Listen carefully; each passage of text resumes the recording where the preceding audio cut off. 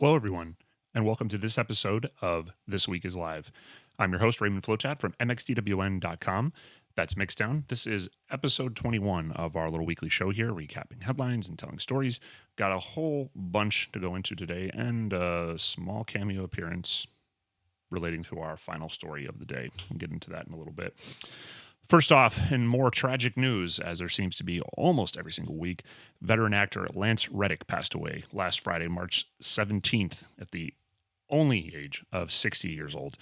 So Lance Reddick had been famous mostly for his part on The Wire, where he played Lieutenant Cedric Daniels, who eventually became Commissioner Cedric Daniels on the masterpiece show that is The Wire.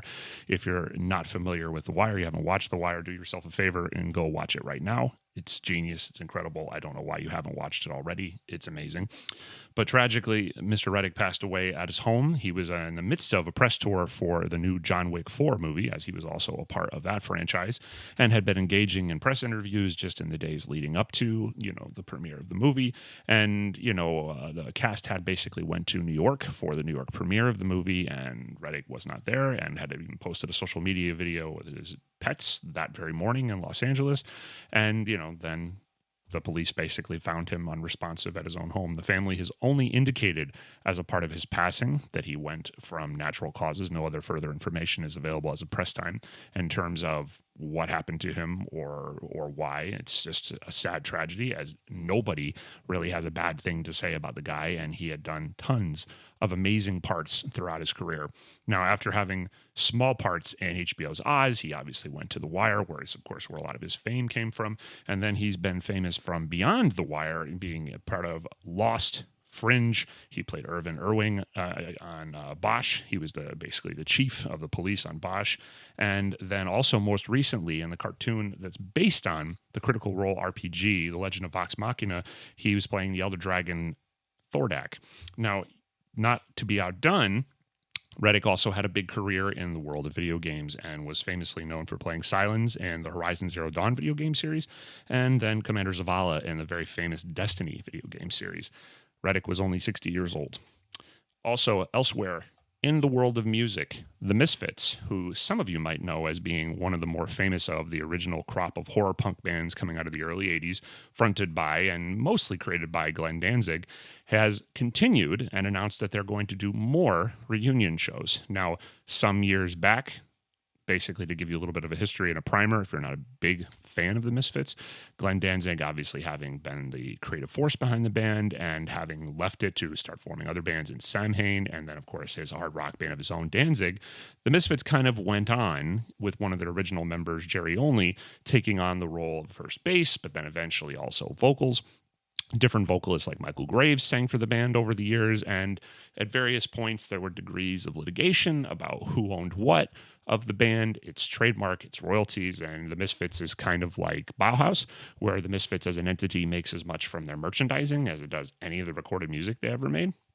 But effectively, there was some form of legal settlement, and then starting in 2018 and 2019, the band started to do a series of reunion shows. I was lucky enough myself to be there in person at Psycho Vegas in Las Vegas in 2019 in August, when not too long before the pandemic, honestly, before they basically everything shut down, when they headlined that festival, and it was amazing, and it featured both Jerry Only and Glenn Danzig, but then also it featured Doyle Wolfgang von Frankenstein, who is often their bass player, and their guitar player, and then also featured especially Dave Lombardo from Slayer, Fantomas, and too many other bands, Dead Cross, on drums. Just absolutely fantastic show. Now, reporting at the time had that the Misfits were basically doing this as a form of a legal settlement to basically satisfy accommodations as part of the lawsuit that they had against each other for copyrights, for likeness, and that effectively some of the legal papers that came out had that they were at least contractually obligated to play 10 shows as the original Misfits, which is how the show has basically been billed anytime that they've done it in the last few years. And that would basically be eclipsed because now they're going on that they have 3 more shows at least that they announced coming up this year. One on June 24th in Tampa, Florida, where Megadeth and Fear will be opening. One on July 6th in Newark, New Jersey, where the Gaslight Anthem and Fear will be opening. And then lastly, in July 15th in Phoenix, Arizona, where AFI and Fear will be opening. It's a great show. And of course, unlike say Green Day, one of the only other punk bands that can play massive crowds at amphitheater-sized shows or bigger.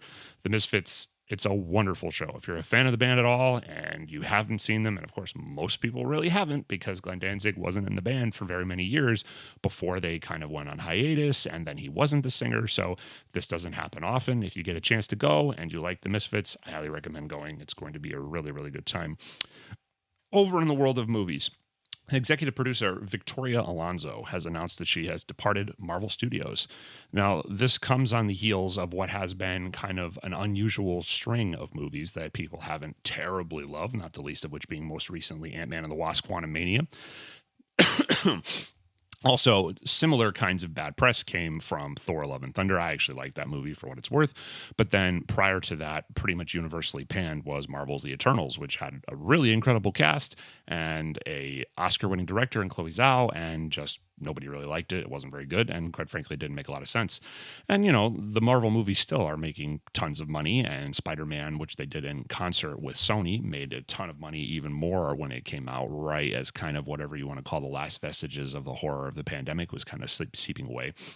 But effectively, there's obviously been some rumblings about whether they're losing something in their creative step after they finish the big Infinity Saga arc with Avengers Endgame, and whether, you know, are they making the best decisions anymore? Now, does that have anything to do with Victoria Alonso leaving?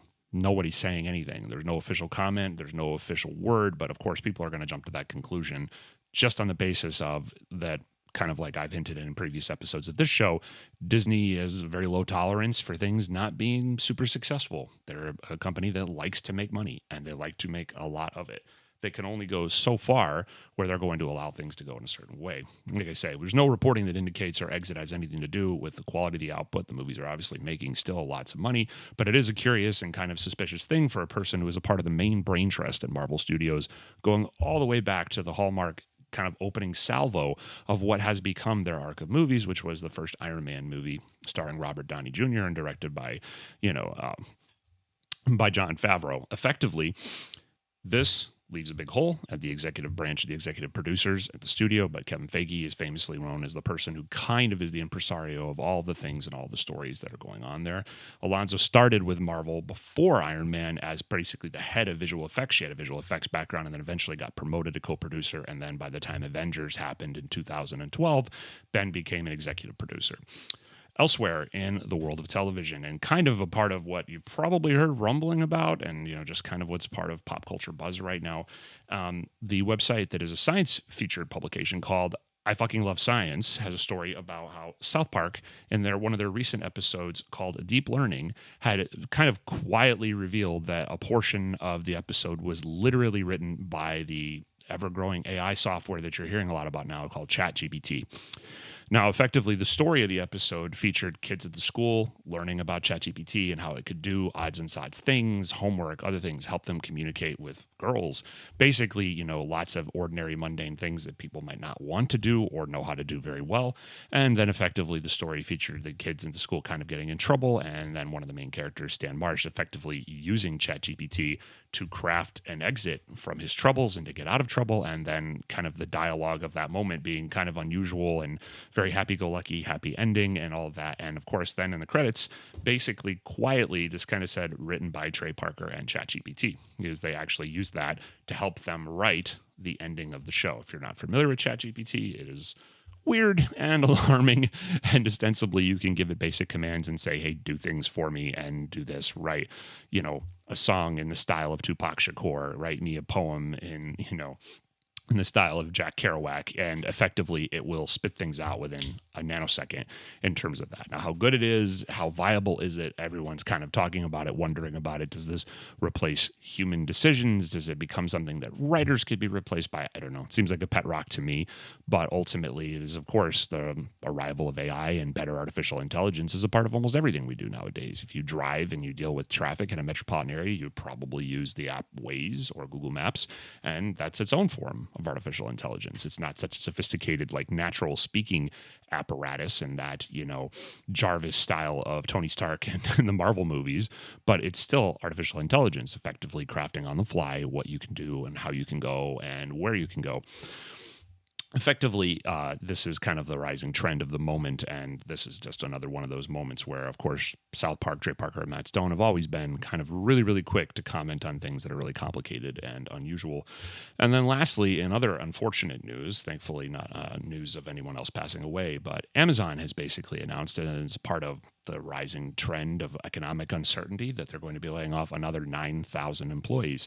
And amidst that, they're basically saying that these layoffs are in their AWS, which is a part of their like server architecture. If you're someone who deals with websites and trying to provision servers, PXT advertising, and then most significantly Twitch, which is the platform that I'm talking to you on right now. And ostensibly, Amazon owning Twitch, they're one of the things that they basically looked at was where they wanted to prune employees, and Twitch was one of those places. And it looks like there's going to be some 400 people that are going to be laid off from Twitch as a part of this. Now, ostensibly the CEO, Andy Jassy of Amazon, had this to say in terms of explaining their reasoning. For several years leading up to this, one of the most of our businesses added a significant amount of headcount. This made sense given what was happening in our businesses and the economy as a whole. However, given the uncertain economy in which we reside and the uncertainty that exists in the near future, we have chosen to be more streamlined in our costs and headcount.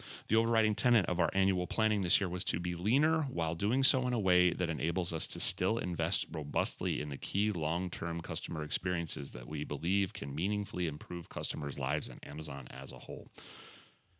Economic uncertainty.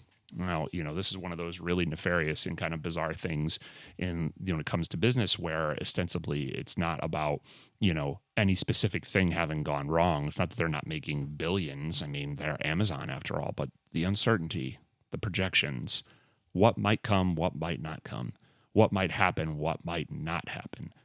And ultimately, just the fear that maybe the economy won't be as strong in the months ahead has them massively constricting their belt straps, pulling in on headcount in terms of people that they're hiring. As the pandemic was happening and people needed services and people needed everything to be more available at home, hiring left, right, and center, hire more people than they can possibly think to hire. But now, nothing's even necessarily gone bad yet, but just under the premise and the auspices of that maybe things are going to be rough, maybe things are going to get a bit bumpy in the months ahead. 9,000 people gone, lost their jobs in the midst of that. And that, to me, feels a little bit more like uncertainty than what the company that's made billions for years and years might have. I'm just saying, if you're one of those 9,000 people that hoped you would be able to reliably have a job, and maybe you're not even one of those people who was hired as a part of like pandemic, growth because of, how much people wanted everything at home while they were having to stay away from a highly communicable airborne virus. But effectively, you probably thought, Amazon can afford to pay my salary, to make sure I have health insurance, to make sure I have benefits, to make sure that reliably is going to be possible, and then gone.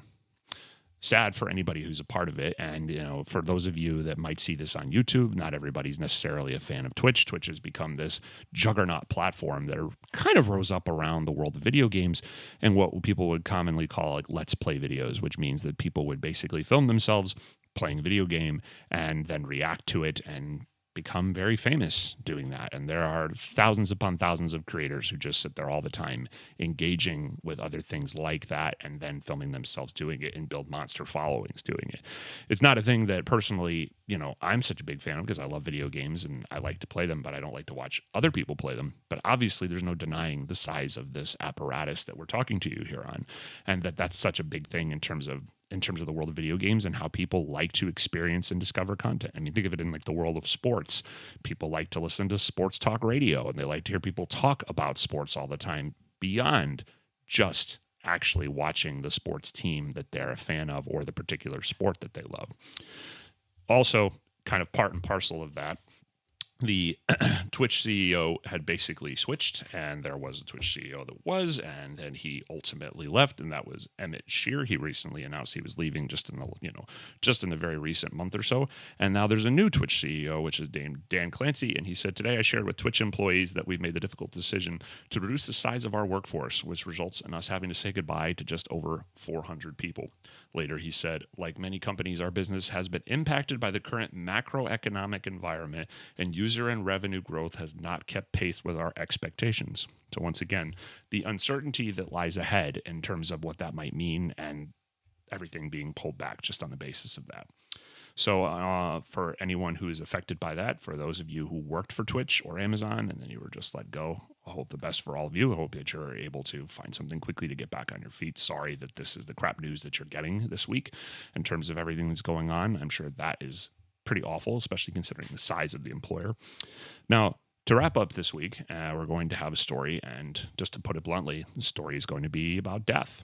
And it's kind of an unusual topic. So some of you, this might be a little bit dark. This might be something that's a little bit uncomfortable. If this is something that is, I don't know, not the cut of your jib this week and not kind of the zone or the vibe that you're in, I encourage you to click off now. By all means, do not feel obligated to stick around for something like this, but it's necessary this week.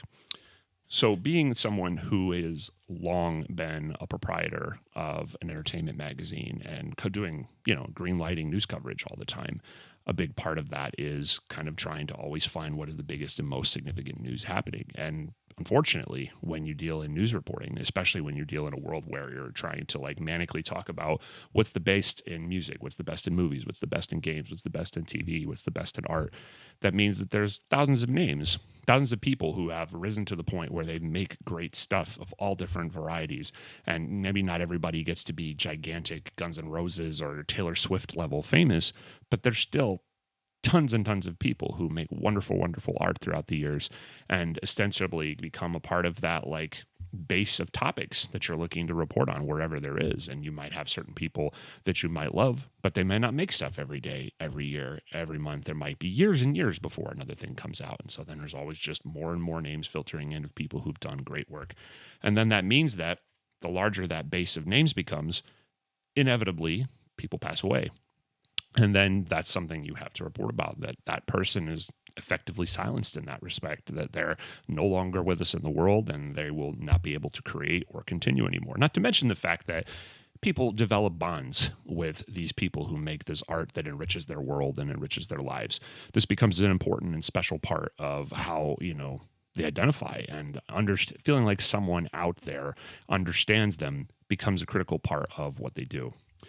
Now, kind of to rewind the clock many decades, some of you probably are familiar with Guns N' Roses. You're probably familiar with the very famous Guns N' Roses song, Don't Cry.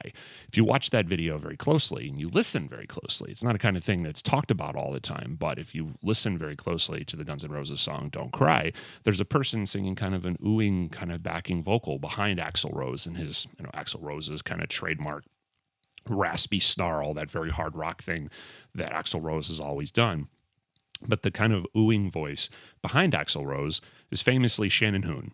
Shannon Hoon, who would go on to become pretty famous in his own right for being the lead singer of the band Blind Melon. Now, Blind Melon and Shannon Hoon, friends with Guns N' Roses. That's why that's why Shannon Hoon is on that song. When you hear Don't Cry, and then, of course, not long after that, they released their first album and then their runaway hit single, No Rain. No Rain came out kind of unexpectedly. I don't think anyone was really like aware of, their affiliation or what they're doing. It wasn't like it was like put prominently in the video of Guns N' Roses featuring Shannon Hoon from Blind Melon. Just somebody that was in the video in the background singing along. And then effectively Blind Melon hits, and this is, of course, kind of the pinnacle of the MTV generation, which those of you that are younger, this is not going to mean much to you because everything is YouTube, everything is social media, everything is TikTok. And essentially, this was the time when to be someone in music, you had to have a video on MTV. It was the only way. I mean, there was just nothing else. That was the discovery medium of that moment. Everyone would get out of school and they'd come home, they'd turn on MTV and they'd see what MTV was playing. And there was a variety of different shows that captured different kinds of styles in music. And so essentially there was this video that is famously known as the B-Girl video, which is the video for No Rain, where there's this cute little girl dressed in like a bee costume and she does like a tap dance routine. A bunch of people laugh at her. A bunch of people kind of make jokes and she walks away crying. And the whole video is her kind of trying to find her place in the world as she goes around trying to do her silly little B-Girl dance and, trying to show it to various people. And it has a very incredibly heartwarming ending where she comes across this big field and there's all these people in bee costumes and they all celebrate her dancing like a bee. And in the meantime, in the background is Blind Melon kind of doing what Blind Melon has always done. Now, if you're not someone who was around at the time and you weren't really a fan of Blind Melon, they're a wonderful little piece of history in the early 90s. I mean, this particular song has a very big kind of like Janis Joplin vibe to it. When if you really listen to the original blues music that Janis Joplin was doing in the beginning part of her career and the Big Brother and the Holding Company stuff. So there's a little bit of that feel to it in the way that Shannon Hoon sings.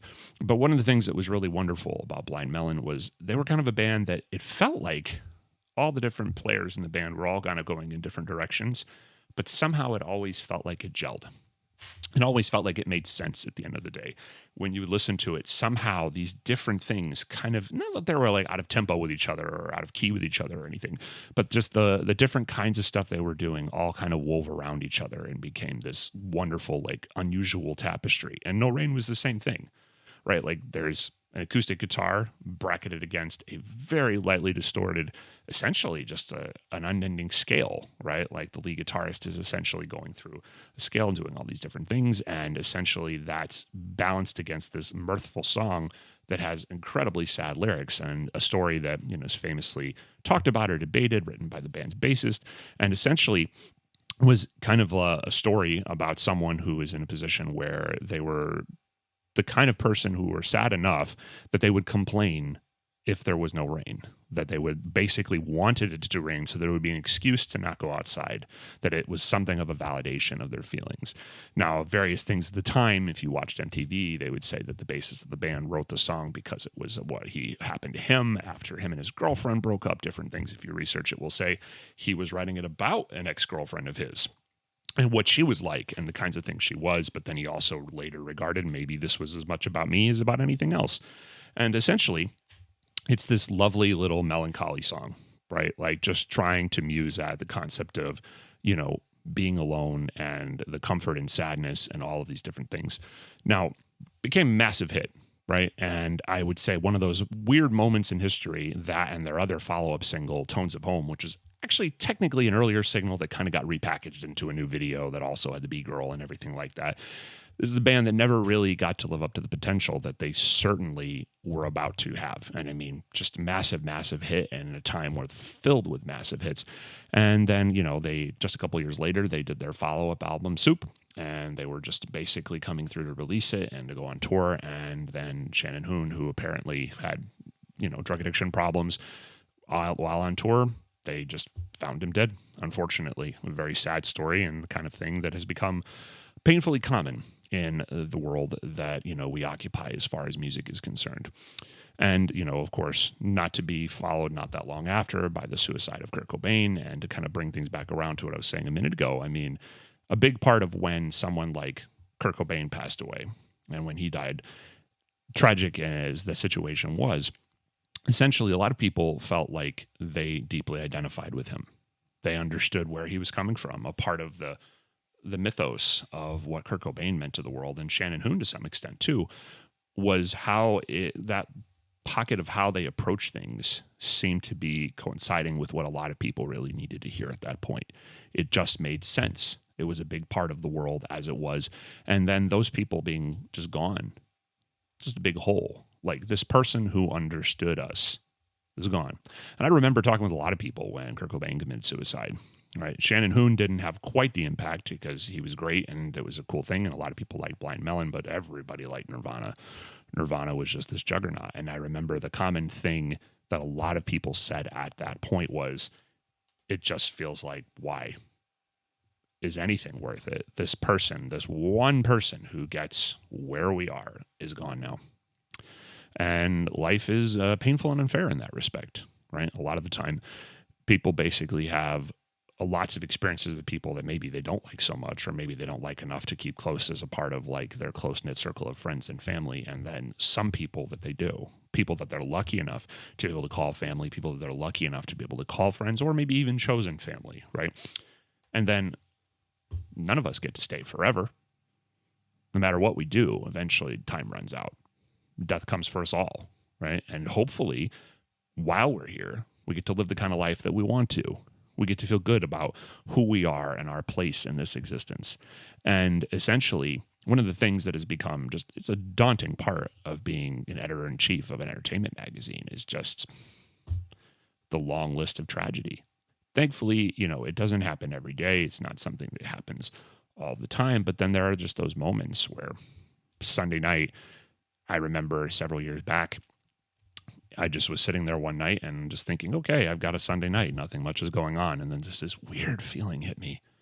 I don't even know what it was. I don't even know where it came from. And I just said, I'm going to go look at CNN website, obviously, not the television station. And I don't usually do that. It wasn't like hey, go to CNN. It was just some weird thing hit me and logged on to CNN and David Bowie had died. And, don't think I need to say how much David Bowie meant to so many people out there and what he was for like a paragon of being like a maker of alternative and brilliant and arty music that somehow still was accessible and good at the same time, and how much of a hole that left for people. Just that all of a sudden David Bowie was gone. Not to be outdone, of course, followed by Prince and then Lemmy Kilmister from Motorhead and what he meant to the world of heavy metal. And, the list goes on and on and on. It has just been this horror show of tragedy. And then, of course, there were some things that happened during the pandemic where people passed away because of COVID-19. And then there were even moments like last year, I basically remember, and it basically right as kind of things were starting to loosen up a little bit. And there's right when Russia goes to invade Ukraine, there was the news that came out of nowhere. I was driving around running errands one day and our music editor basically texted me and said, Mark Lanigan is gone. Now, I don't know these people, and I can't pretend like I have some close affiliation with them or I have any ownership or, anything other than someone who is from afar appreciated their art and appreciated their contributions to art and society. But it doesn't mean that on some level it hasn't felt awful. I mean, when we come to the end of each year, we try to put an in memoriam piece together because we try to, everything in news is here today, gone tomorrow. We don't have time necessarily to always write like big think piece features about people's contributions and what they did. I mean, I wish we could have done more when Chris Cornell passed away. I wish we could have done more when Chester Bennington passed away. I mean, we did what we could when Prince went, when Michael Jackson went, but we don't always have time and we can only do so much, right? Everybody's too busy. Everyone's got too much going on. And essentially, it's a kind of thing where when we come together and we put the in memoriam piece together, and I'd say for the last like 6 years, it's just like, God damn it. Like, it's just so sad. So many people gone. And, there's a whole other discussion, which is the role of substance abuse in the world of music. And that's a deeper, more complicated thing because, art has always kind of required people to sacrifice. A big part of making great, brilliant art has always been that, it meant living beneath your means. It meant being unappreciated. And sometimes a part of what people, at least historically, like to believe, it isn't universally true. And there's certainly certain artists out there that would basically say they live in defiance of that. But a lot of times, some of the most brilliant artists are the ones that clearly just struggled the most. And things were just not easy for them. The way of living a normal life, a normal, long, happy, comfortable life might just be elusive to them. And it's that disconnect that on the same token allows them to make such great art. But that doesn't mean they didn't deserve to have a totally comfortable, happy, and long life, living to a ripe old age the way most people enjoy. That doesn't mean that they, like a match that's snuffed out unceremoniously, far ahead of schedule. So that's a whole other long conversation in terms of the role of substance abuse and the kinds of things that kind of trickle into the world of music. But this isn't really terribly different. And when you think about the last few years, the effect the pandemic has had on people and then effect that, maybe at some level that the American populace and the worldwide populace has been weakened somewhat. I mean, that's part of what scientifically people are becoming well aware of when it comes to COVID-19, that people who had existing health problems were some of the biggest targets for COVID-19. They'd have the worst effect, I guess is what I'm trying to say, in terms of how it would affect them and how much damage it would do to them. We still don't really know all of the long-term effects of what people who've had COVID-19, what it will mean to their life, to their psyche. I mean, there's all kinds of things that go unexplained, like how it basically makes you go crazy with anxiety. And some people, it just never really gets better and it only gets worse. Or some people found that they felt terrible every single day and then they were vaccinated, and within a month or two, it was almost like they were normal again. There's a whole bunch of things that are completely unanswered, and there's just a big question mark as far as what impact it's had on our world. But beyond even that, it's just sad when you live this world and you live this life every day. And, certainly over the years, I've become friends with certain musicians, certain people at certain labels, and, certain people like that. And death and tragedy can touch in that way. But, so much of what we do, I'm not out there constantly trying to just befriend every band that I meet. We're just trying to get the job right every day. We're trying to cover art and cover entertainment and do a good job of it. But just because I may not know someone personally doesn't mean that, even for a fraction of a second, it doesn't matter to me that someone who was out there trying suddenly is gone. That person had life. They had friends. They had family. A lot of them have kids or spouses or significant others. No more. And it makes me sad every single time. It's something that I don't want to say you get numb to it, because I don't think I do. I personally don't think I get numb to it in any way. I don't think I ever really feel right with it, and I don't think it ever really sits. But it is a kind of thing where there is just no escaping it. Like I said before, I mean, inevitably all of our time goes up. You don't get to be here forever. You do your best, you do what you can, you hope for a long life, and you try to take advantage and appreciate the life that you have and the people that you care about. I think if there's anything I can take from it, and trust constantly seeing this in such volume, I mean, right, when your agenda is like, let's cover everything that's good, irrespective of genre, stature, size, or popularity, that means the matrix of what you can do talk about is gigantic. And it's just such a huge field that invariably people will pass on over time. And the more that matrix grows, the more death that it will be exposed to. So if there's anything that I can take from it, and anything that I would say I've learned having lived this life and existed in this hemisphere, is that each of these things is so just monstrously special. And each person is so monstrously important. I've always tried to take a little bit of a different mindset than some other publications that I'm aware of, where there's like an inherent disdain for things that they don't think are good enough art, or they don't think are good enough performance, or, media or whatever. And, my thinking's always been, well, maybe not everything is great. That's fine. Not everyone can make, the White Album, or, Sgt. Pepper, or The Dark Side of the Moon. Not everybody's going to make a masterpiece every day. Not everyone's going to be a paragon of art in a particular medium. But if there's so much good that's out there, we just try to focus on the things that we like, And it isn't to say that there aren't things that get bad reviews. They totally do happen. There are things that totally have, not favorable press in terms of the coverage that we do. But at the same time, we try to focus on what we love. I mean, I'm not here just to crap on people. I'm not here to try to instruct people to, say mean things about people who are doing their best. Everyone does their best, and maybe it just doesn't work for everyone, or maybe it just doesn't work for us as a publication. Maybe every other publication might understand something that we don't. So it doesn't mean anything else is less viable. But with such a wide array of things that are possible, people out there doing things, I mean, every single person and every single one matters. Every person out there who's daring enough, to go forth and to try to do anything. I mean, Gwar had a song long time ago, and it was their own rumination on how hard their life was, as far as trying to be a band that was in costume and makeup all the time, living this weird life beneath their means, and they just said none but the brave. And I mean, that about sums it up.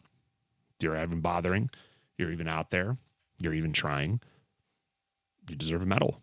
Doesn't matter if you succeed, doesn't matter if you become rich and famous. It just matters that you tried and that you did what you could. And, the longer that I go, the more I appreciate anything that I can interact with that has any degree of significance. Everything should matter. And unless there's an inherent disdain for the moment, for the experience, for the doing of it, right? Like some kind of annoying sense of entitlement, like someone who just thinks the world belongs to them and that everybody should just lavish money at them like they're God come to earth.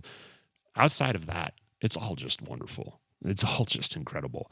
And those things, when they really are great, those things that you essentially just, know are special and good, that makes them all the more important. And I'd like to believe, while I'm not a practitioner in the belief of an afterlife or the capability of such a thing, that's just not personally what I believe. And I'm not going to go down that road because that's a whole conversation in and of itself. But it has to feel to me on some level that these people, these things, these experiences, being lucky enough to have this experience, to be able to see these things and do these things, that even when people are gone, there is some measure that that spirit, that stamp on the world, taking that effort to do that thing matters years and decades past when any of us aren't here anymore. Hopefully, hundreds of years. Hopefully, in some weird respect, trickling out into the thousands of years, going on forever through our planet, through culture and tradition and oral tradition. But some measure of that imprint still affects us and still feels special years on after there's nothing left of us, just particles and dust left in the cosmos. And it's that kind of thing that, I don't know, for me, helps a little bit at least. It still never feels good. When someone really tries to do something special and they are something special and they're just a wonderful, incredible, decent person, it just hurts when they're gone. Wish we could be here forever. Wish every person could be here forever. That we never have to say goodbye and it would never have to end. But at least there's that. At least there's that in that Westworld sense of things. People live on in our memories of them, even if they're long gone. That imprint that they had on us will continue to stretch out for years and for decades after. That's all for episode 21 of This Week is Live. Thank you so much for joining us. And as I say every week, we'll be here every week on Thursdays, usually around 5:30 p.m. Pacific time. And we always live stream on Twitch, and then we post to YouTube a couple days later. For any of you who haven't already, please follow us on Twitch, subscribe to us on YouTube. We share these clips on YouTube and social media, YouTube Shorts, Instagram, Twitter, anywhere, Facebook, anywhere you see what we have to share. We thank you for engaging with the content and sharing. Please join us here every week. We'll be here every week with much more headlines, much more stories, and a lot of surprises. I know I keep teasing that, but it's totally going to happen. And anyway, please join us again next week. So glad to see you well.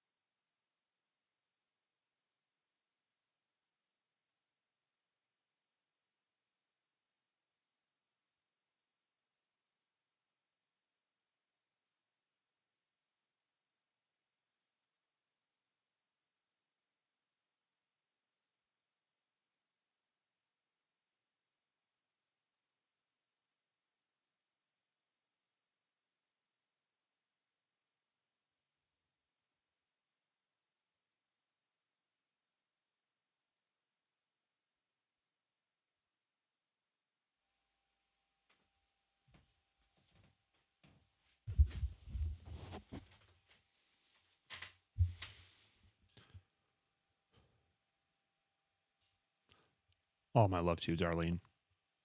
We'll miss you forever.